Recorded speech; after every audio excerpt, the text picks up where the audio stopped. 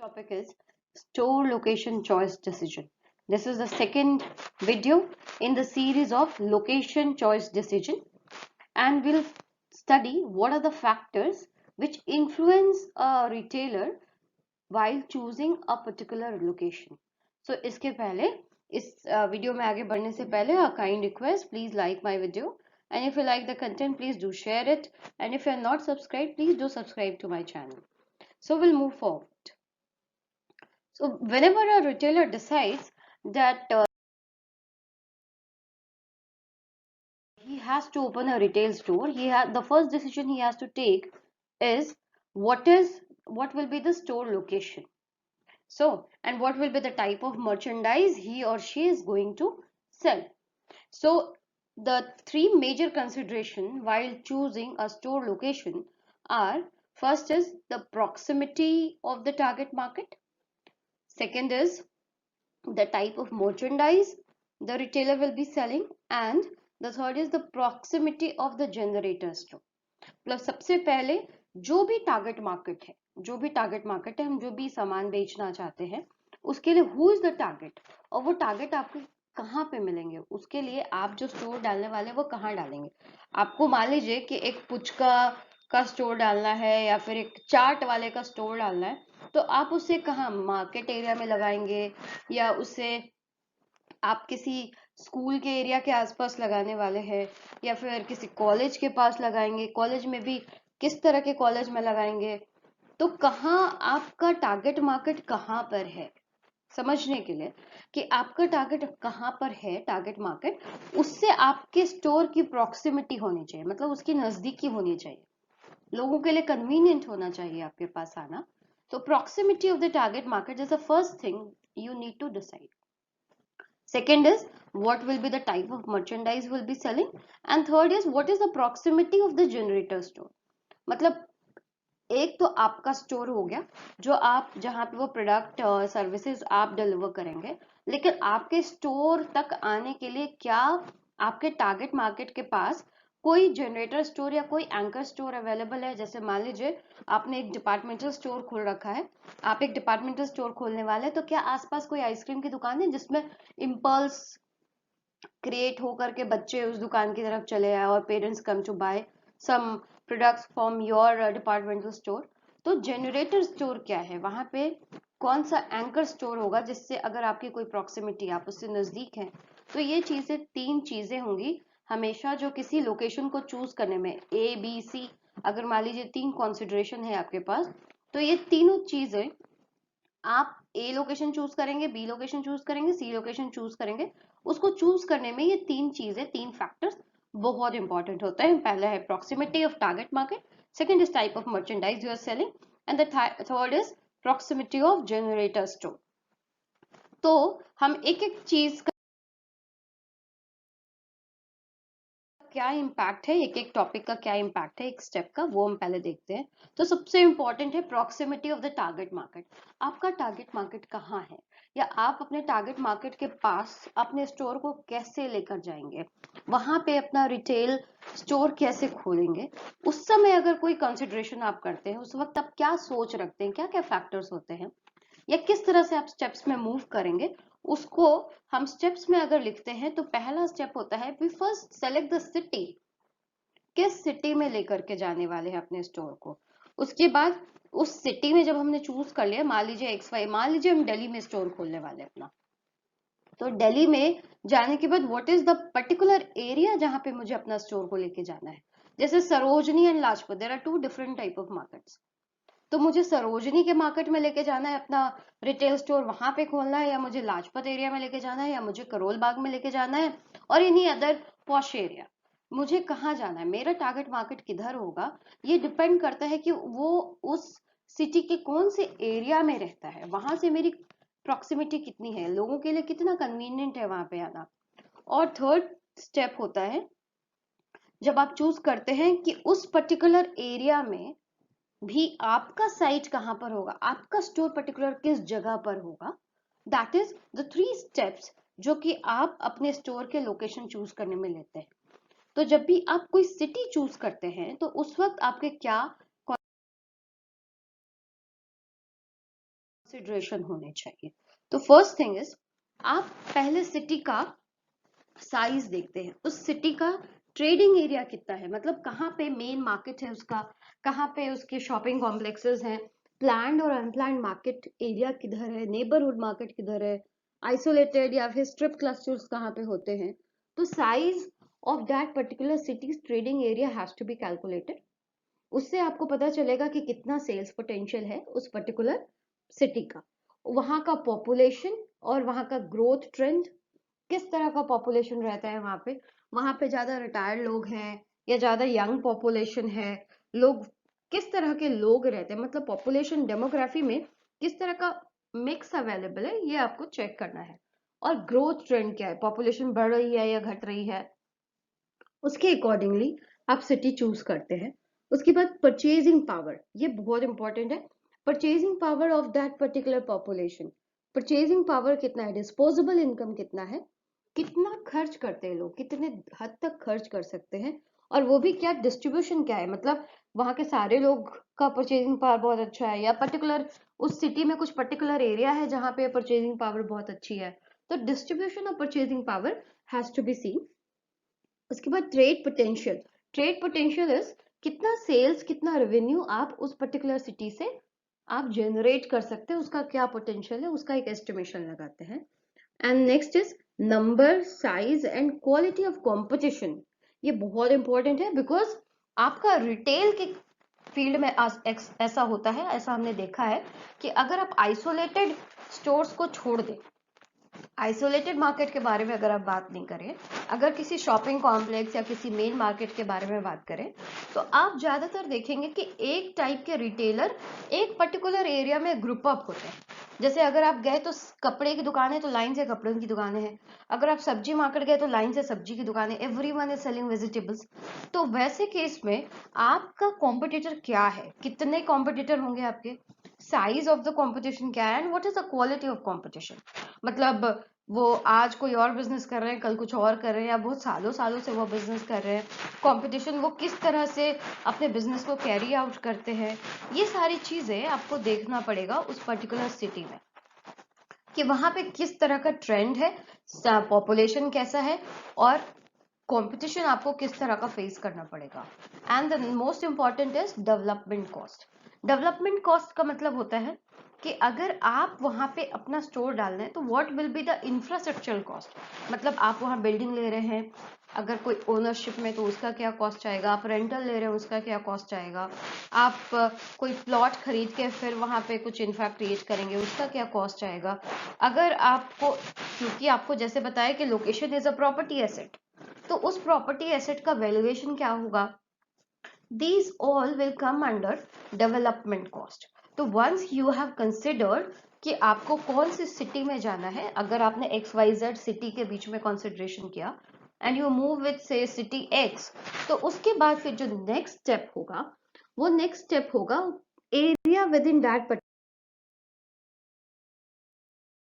Particular city, मतलब आपने एक सिटी में उस पर्टिकुलर एरिया में मान लीजिए 4 लोकेशंस है, 4 तरह के उसके मेन मार्केट है, तो उसमें से कौन से मार्केट को आप चूज करेंगे, that will be the area with in the city consideration.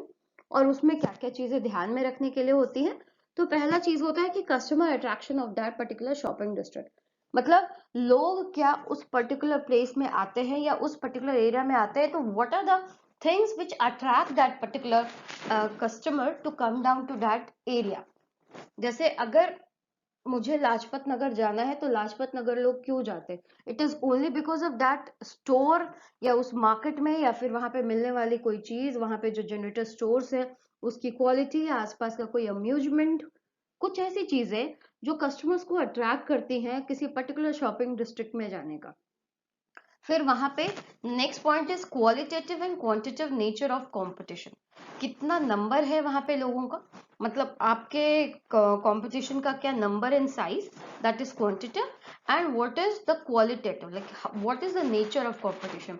किसी जगह पे ऐसा हो सकता है कि आपका कंपटीशन आपको बहुत परेशान कर सकता है, वो आपके साथ हेल्दी कंपटीशन नहीं करे, ऐसा हो सकता है जैसे मान लीजिए कि मैंने एक ब्यूटी पार्लर खोला और बगल में कोई ऐसा कोई बंदा उसने कोई स्टोर खोल दिया जिसमें कि से सपोज वहां पे लिकर की सेलिंग हो रही है, तो वहां पे क्या होगा, एक ब्यूटी पार्लर में people will refrain to come, specially if it is a female beauty parlour, it is for men for female, तो वो रिफ्रेन करेंगी वहां पे जाने से। तो किस तरह का कंपटीशन है, हेल्दी कंपटीशन है या आपके लिए प्रॉब्लम्स क्रिएट करेगा, ये सब चीजें आपको कंसिडर करनी पड़ेंगी।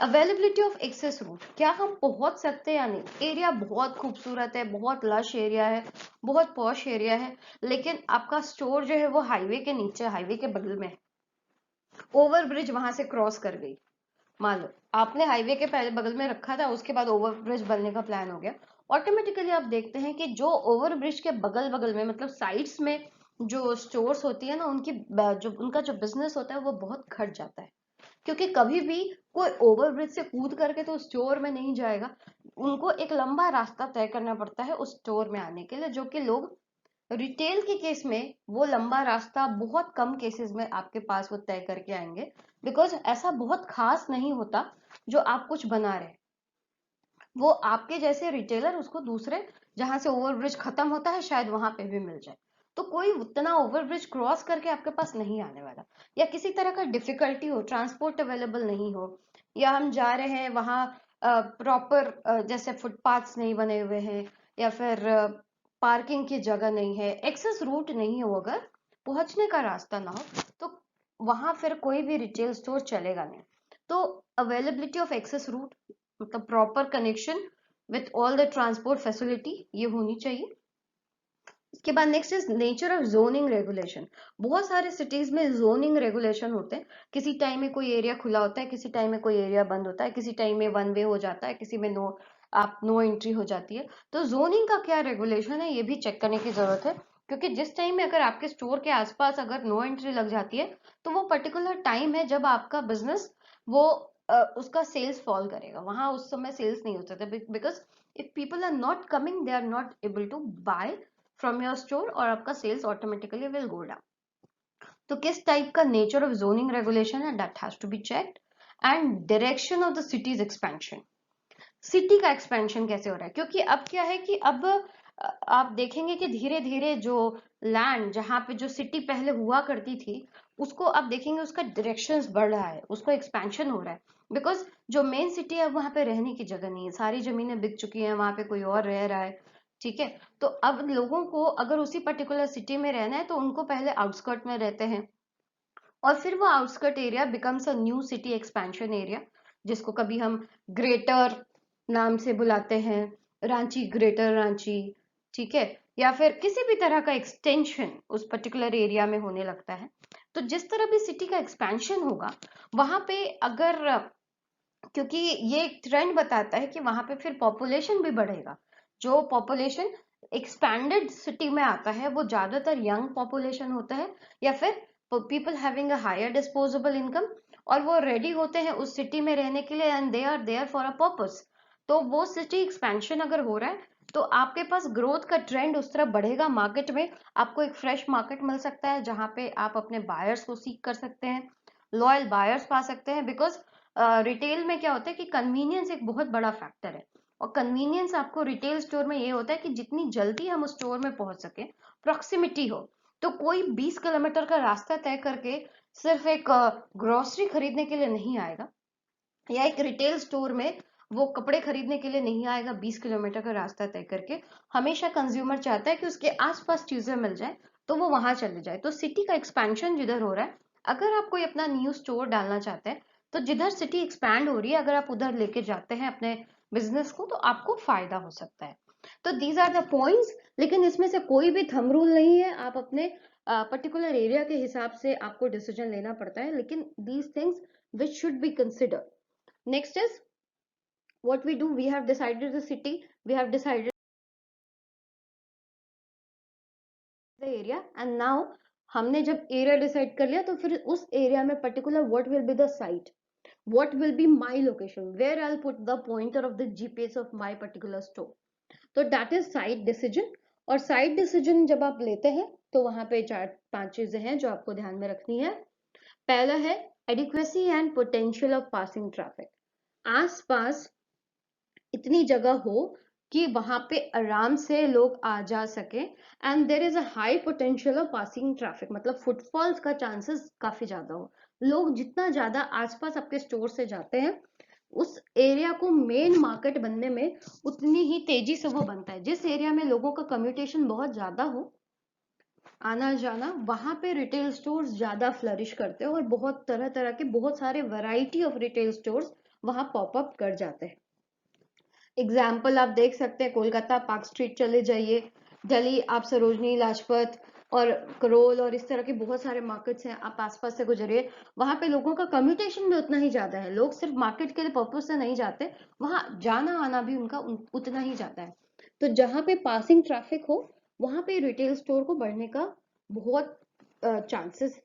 Plus complementary nature of adjacent store होनी चाहिए। अगर आपका एडजेसेंट स्टोर, आपके पास वाला जो स्टोर है, अगर आपसे कॉम्प्लीमेंट्री प्रोडक्ट बेच रहा है, तो वहां पे भी आपका बिजनेस चलने का काफी चांस है। जैसे आपको लास्ट वीडियो में भी बताया था कि अगर मैं शेरवानी का बिजनेस कर रहा हूँ, या मेरा रिटेल का बिजनेस अगर शेरवानी का है, तो मेरे बगल में जो स्टोर आएगा, वो मैं भी चाहूंगी कि मेरे बगल में जो स्टोर है वो किसी शू का स्टोर हो, या फिर बगल में जो शू का स्टोर है, मेरा जो एडजेसेंट स्टोर शू का है, तो उसका बिजनेस चलने का चांसेस ज्यादा है।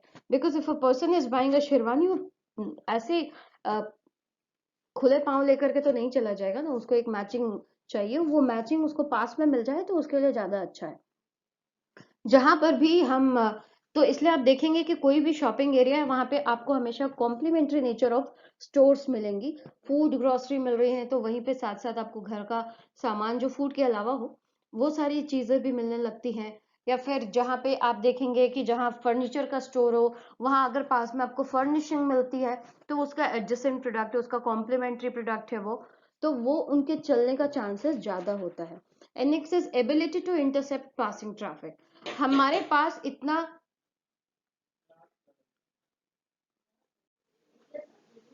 हमारे आसपास की जो स्टोर्स होनी चाहिए, वो हमारे जो पासिंग ट्रैफिक हो, उसके पास वो कैपेसिटी हो कि उसको वो इंटरसेप्ट कर सके। इंटरसेप्ट कर सके मतलब जनरेटर स्टोर्स आसपास हो, जिससे कि वो ट्रैफिक वहां रुके और रुक करके हमारे स्टोर्स तक आ सके, तो पासिंग ट्रैफिक को हम इंटरसेप्ट कर सके। उसके बाद आता है एडुकेसी ऑफ पार्किंग। अगर पार्किंग फैसिलिटी नहीं होती, तो बहुत बार लोग गाड़ी लेकर के नहीं जा सकते अपनी, और जब हम शॉपिंग करने जा रहे होते हैं, किसी रिटेल स्टोर में जा रहे होते हैं, तो वहां पे क्या होता है कि हमारे पास शॉपिंग बैग्स बहुत सारे हो जाते हैं। तो वो शॉपिंग बैग को अगर रखने का नहीं हो, उसको हाथ में लेकर के 1 किलोमीटर मुझे चलना हो, तो वो एक्सपीरियंस कोई भी पसंद नहीं करता। तो एडिक्वेसी ऑफ पार्किंग स्पेस होनी चाहिए, ताकि लोग अपनी गाड़ियां लेके जा सके, और वो जल्दी से अपना सारा सामान उसमें फिर अपनी कार में उसको वापस से पैक कर सके, वापस से उस जगह को ला सके, और फिर उनकी गाड़ियों को रखने का एक प्रॉपर जगह हो। तो adequacy of parking is also very important while you are deciding any site. And next is आपका जो कंपटीशन है वो आपसे कितना फ्रेंडली है। जैसे मैंने आपको बताया कि अगर आपका कंपटीशन फ्रेंडली नहीं होगा, अगर हेल्दी कंपटीशन नहीं होगा, तो वो आपको बहुत सारा प्रॉब्लम क्रिएट कर सकता है। हमने 2 रिटेल स्टोर लगाए हैं, उसने अपने दुकान का सारा कचड़ा, सारा लिटरिंग हमारे स्टोर के सामने कर दिया। अभी अब दिन भर आप उससे लड़ाई करेंगे या आप अपने कस्टमर्स को देखेंगे? तो वहां पे क्या होता है कि अगर अनफ्रेंडली कंपटीशन हो, तो वहां पे भी स्टोर लगाना बहुत डिफिकल्ट है। तो these are the major decisions जो आपको, जब अपने स्टोर का लोकेशन आप चूज कर रहे होते हैं, वहां पर लेने की जरूरत पड़ेगी। These are the major decisions. And once you have decided कि हाँ आपने कौन सा साइट चूज करना है, then you decide what type of merchandise it should be. आप टाइप ऑफ मर्चेंडाइज पहले भी